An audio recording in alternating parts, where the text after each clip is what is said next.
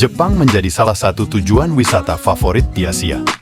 Kalau kamu punya rencana pergi ke luar negeri, cobalah memasukkan negeri matahari terbit sebagai salah satu tujuan. Karena di negara ini, banyak hal aneh, unik dan gila yang gak akan ditemukan di negara lainnya. Berikut ini, 8 hal terunik di negeri matahari terbit. Sebelum lanjut ke videonya, bagi kamu yang baru bergabung di channel ini, bisa support dengan menekan tombol subscribe, like, dan aktifkan notifikasi lonceng biar kamu gak ketinggalan video terbaru dari channel ini. Oshiya, pernah lihat orang bergelantungan naik di KRL Jakarta? Di Jepang gak akan ada hal semacam itu, karena ada Oshiya yang siap mendorong kalian masuk kereta. Oshiya adalah petugas stasiun kereta yang tugasnya mendorong penumpang hingga bisa masuk ke dalam. Mereka akan mendorong penumpang sebanyak mungkin hingga pintu kereta berhasil tertutup dengan rapat. Oshiya adalah contoh nyata dari kerja keras, dedikasi, dan kehormatan dalam menjalankan tugas yang sederhana namun penting. Meskipun mungkin tidak dikenal oleh banyak orang, peran mereka dalam menjaga kebersihan dan ketertiban di stasiun-stasiun Jepang layak dihargai dan dihormati. Melon seharga 300 juta. Melon adalah buah yang sangat mahal di Jepang. Terutama melon muskmelon Yubari King. Saking mahalnya, pada tahun 2008, 2 melon Yubari King yang pernah laku terjual dengan harga 24.000 US dollar atau sekitar 300 juta rupiah. Faktor utama yang membuat melon ini mahal adalah karena pohonnya yang hanya bisa tumbuh di wilayah Yubari di Hokkaido. Dan melon Yubari King masuk ke dalam 10 daftar makanan termahal di dunia. 3 votes macam rasa KitKat. Berapa rasa KitKat yang udah pernah kamu cobain? Di Jepang, makanan yang dibungkus coklat ini memiliki ratusan varian rasa karena sangat terkenal. Pelafalan KitKat bagi orang Jepang mirip dengan kata kitokatsu yang berarti pasti berhasil atau pasti menang.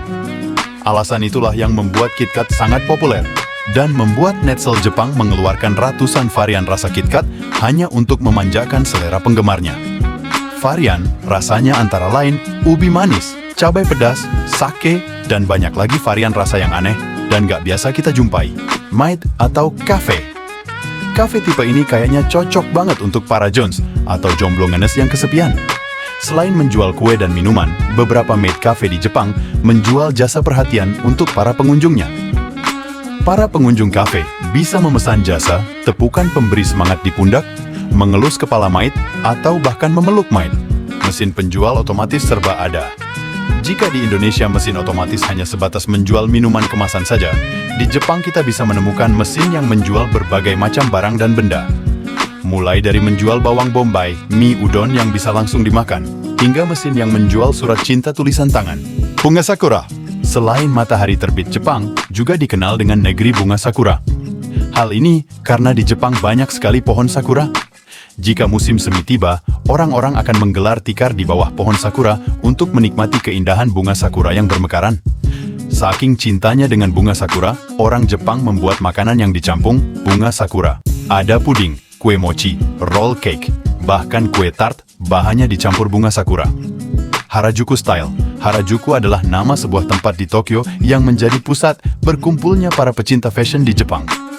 Orang-orang ini berkumpul untuk memamerkan baju dan selera fashion mereka. Nggak ada larangan atau baku tentang cara berpakaian atau makeup di Harajuku. Sehingga di sana kami bisa menemukan berbagai macam style, mulai dari lolita, dekora, hingga cosplayer. Nggak hanya baju, aksesoris yang dipakai pun sangat beragam dan bahkan aneh. Style bebas dan nyentrik itulah yang membuat Harajuku terkenal di seluruh dunia. Ikebukuro. Ini adalah fenomena yang cukup unik di Jepang, di mana orang-orang mengubah selokan atau saluran air menjadi kolam kecil untuk ikan hias. Biasanya, ikan koi atau ikan maskoki dipelihara di dalamnya.